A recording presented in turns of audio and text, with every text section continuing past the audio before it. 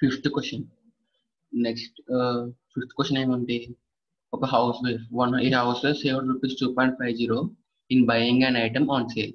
If she spent rupees 25 for the item, approximately how much percent she saved on the transaction so ఏమి ఇచ్చాడు, ఒక house wife save చేసిన money rupees 2.50 ఆ good పైన, ఒక item పైన, ఆ ఐటమ్ పైన స్పెండ్ చేసిందేమో రూపీస్ 25. సో సేవ్ చేసిన మనీ ఇచ్చాడు, సేమ్ అలానే ఆమె స్పెండ్ చేసిన మనీ కూడా ఇచ్చాడు. సో ఒక టోటల్ కాస్ట్ ఏమొస్తుంది, టోటల్ కాస్ట్ అనేది సేవ్ చేసిన మనీ ప్లస్ స్పెండ్ చేసిన మనీ ఆ రెండు కలిపితే కదా అసలు ఆ రియల్ కాస్ట్ వచ్చేది ఐటమ్ది. సో ఫస్ట్ ఆ రియల్ కాస్ట్ కావాలంటే ఆ ఐటమ్ది real cost of the item అంటే ఏమొస్తుంది, రూపీస్ 2.50 ప్లస్ రూపీస్ 25 ఎంత వస్తుంది, రూపీస్ 27.5 కదా.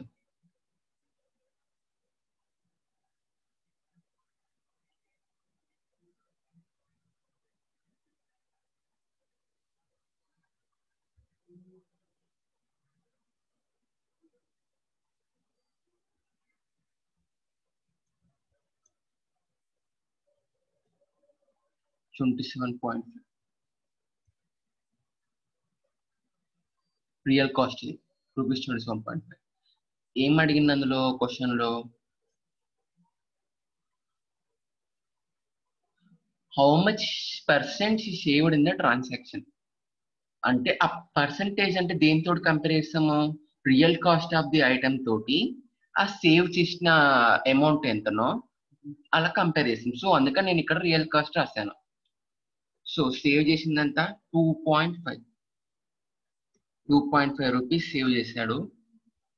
27.5 రూపీస్ టోటల్ కాస్ట్ ఆ ఐటమ్ది.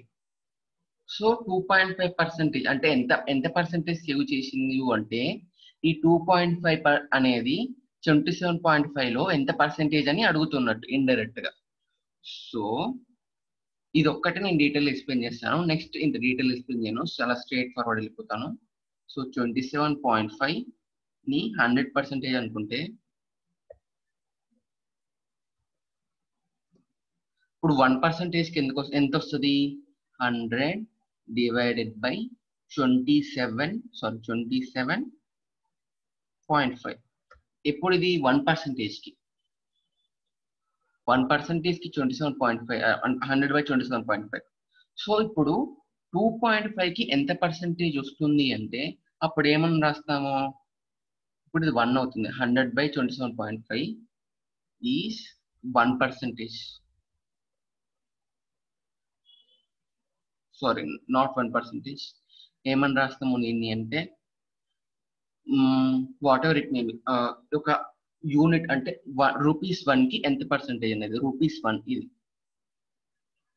ఈజ్ 1, రూపీస్ 1 కి ఇంత పర్సెంటేజ్ 100/27.5% అంటే రూపీస్ 1 అని అర్థం. సో అంతే కదా, ఎందుకంటే రూపీస్ 27.5 కి 100% అంటే ఆ 100% ని 27.5 తో డివైడ్ చేస్తే ఆ రూపీస్ 1 ఈ 1 రూపీ అనేది ఎంత పర్సెంటేజో తెలుస్తుంది. సో 1 రూపీ ఎంత పర్సెంటేజో తెలిస్తే రూపీస్ 2.5 అనేది ఎంత పర్సెంటేజ్ అవుతుంది, 100/27.5 ఇంటూ 2.5.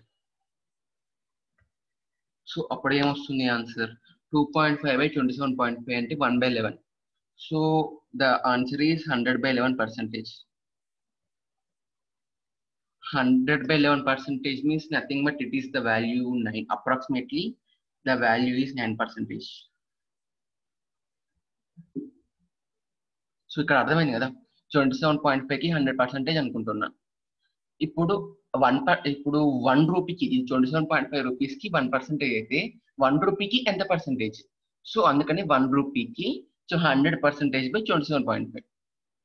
1 రూపీకి ఎంతో వచ్చింది, 1 రూపీకి ఎంతో వచ్చిన తర్వాత దాన్ని ఇంటూ 2.5 అయితే 2.5 చేస్తే 2.5 రూపీస్ కి ఎంత పర్సెంటేజ్ వస్తుంది.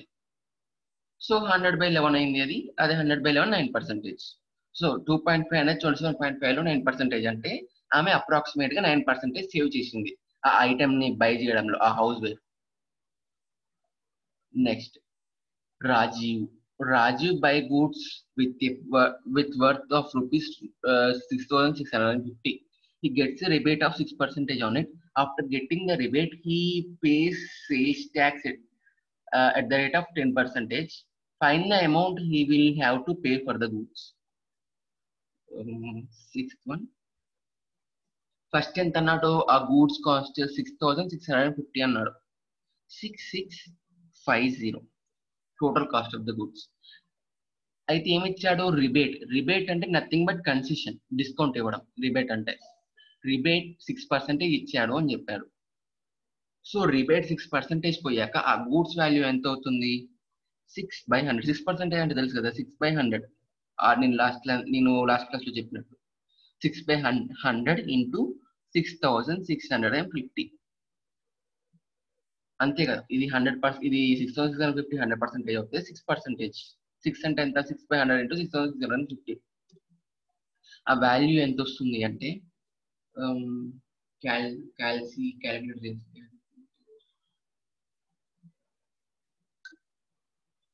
1 second I am calculating.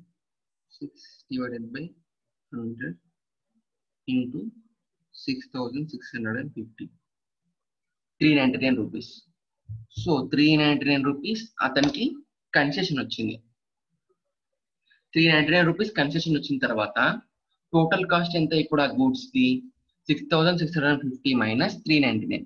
6650 minus 399 rupees. ఇప్పుడు అతను స్పెండ్ చేసిన, అంటే అతను గూడ్స్ ఒక టోటల్ కాస్ట్ రిబేట్ వచ్చిన తర్వాత గూడ్స్ కాస్ట్ ఎంత అవుతుంది? 6650 మైనస్ 399.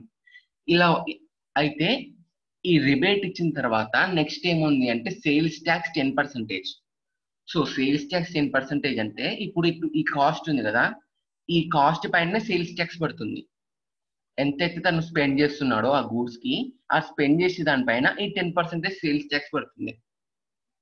సో ఆ 10% అంటే 10/100 ఆఫ్ 6,650 మైనస్ 399. సో ఎంత వస్తుంది అప్పుడు కాస్ట్ అంటే? 1 second.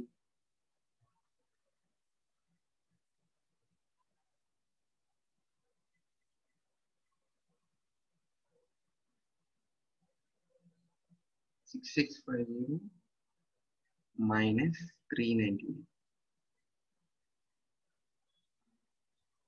625.1 వస్తుంది. సో సేల్స్ ట్యాక్స్ ఎంత పడుతుంది అతనికి? 625.1 రూపీస్ పడుతుంది సేల్స్ ట్యాక్స్. సో ఇప్పుడు అతను టోటల్ గా ఎంత స్పెండ్ చేయాలి ఆ గూడ్స్ కి? అతనికి రిబేట్ వచ్చిన తర్వాత కాస్ట్ ఈ వాల్యూ ప్లస్ ఈ సేల్స్ ట్యాక్స్ 625.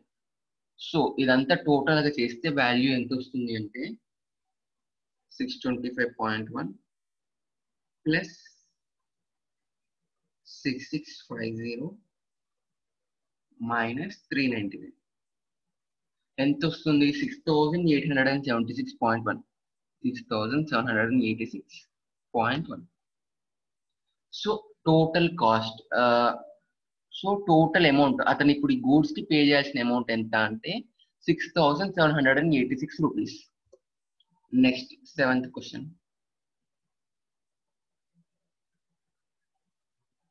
7th క్వశ్చన్ ఏముంది? 5% ఆఫ్ 25% ఆఫ్ రూపీస్ 1,600. ఫస్ట్ ఏంటి? 25% ఆఫ్ రూపీస్ 1,600.